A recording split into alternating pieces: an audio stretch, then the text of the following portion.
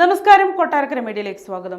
സിന്ധു നദീജല കരാർ റദ്ദാക്കിയ തീരുമാനം പുനഃപരിശോധിക്കണമെന്ന് ഇന്ത്യക്ക് മുന്നിൽ വീണ്ടും അഭ്യർത്ഥനയുമായി എത്തിയിരിക്കുകയാണ് പാകിസ്ഥാൻ. വെടിനിർത്തൽ ധാരണ പ്രഖ്യാപിച്ചതിനു ശേഷം ഇത് രണ്ടാം തവണയാണ് പാകിസ്ഥാൻ ഈ ആവശ്യം ഉന്നയിച്ച് രംഗത്തെത്തുന്നത്. പഹൽഗാം ഭീകരാക്രമണത്തിന് പിന്നാലെയായിരുന്നു പാകിസ്ഥാനെതിരെ നടപടി കടുപ്പിക്കുന്നതിന്റെ ഭാഗമായി സിന്ധു നദീജല കരാർ ഇന്ത്യ റദ്ദാക്കിയത്. വെള്ളവും രക്തവും ഒന്നിച്ച് ഒഴുകില്ല എന്നതായിരുന്നു ഇക്കാര്യത്തിൽ ഇന്ത്യയുടെ നിലപാട്. വെടിനിർത്തൽ ധാരണയിൽ ഇരു രാജ്യങ്ങളും എത്തിയ സാഹചര്യത്തിൽ മുൻ തീരുമാനങ്ങൾ കൂടി പുനഃപരിശോധിക്കണം എന്നതാണ് നിലവിലെ പാകിസ്ഥാന്റെ ആവശ്യം.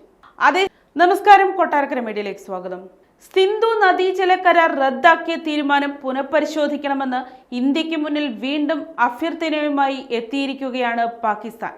വെടിനിർത്തൽ ധാരണ പ്രഖ്യാപിച്ചതിനു ശേഷം ഇത് രണ്ടാം തവണയാണ് പാകിസ്ഥാൻ ഈ ആവശ്യം ഉന്നയിച്ച് രംഗത്തെത്തുന്നത്.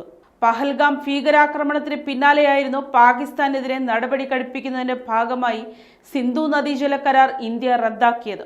വെള്ളവും രക്തവും ഒന്നിച്ച് ഒഴുകില്ല എന്നതായിരുന്നു ഇക്കാര്യത്തിൽ ഇന്ത്യയുടെ നിലപാട്.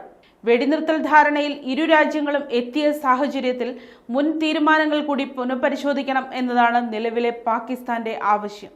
അതേസമയം പാകിസ്ഥാനുമായി യാതൊരുവിധ ചർച്ചയ്ക്കും തയ്യാറല്ല എന്ന നിലപാട് ഇന്ത്യ ആവർത്തിച്ചു.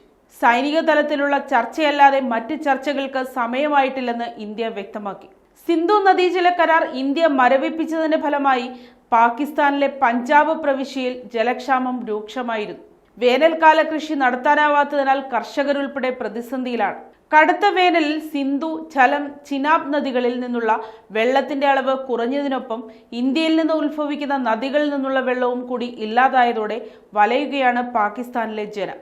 പാകിസ്ഥാൻ സർക്കാർ പുറത്തുവിട്ട ഏറ്റവും പുതിയ കണക്കുകൾ പ്രകാരം 2020 എന്നാൽ കാശ്മീരിന്റെ സ്വപ്ന താഴ്വരയായ പഹൽഗാമിനെ രക്തരൂക്ഷിതമാക്കിയതിന് പിന്നാലെ നയതന്ത്ര ബന്ധത്തിലെ പ്രധാന ഏടായ സിന്ധു നദീജല കരാർ റദ്ദാക്കാൻ ഇന്ത്യ തീരുമാനിക്കുകയായിരുന്നു.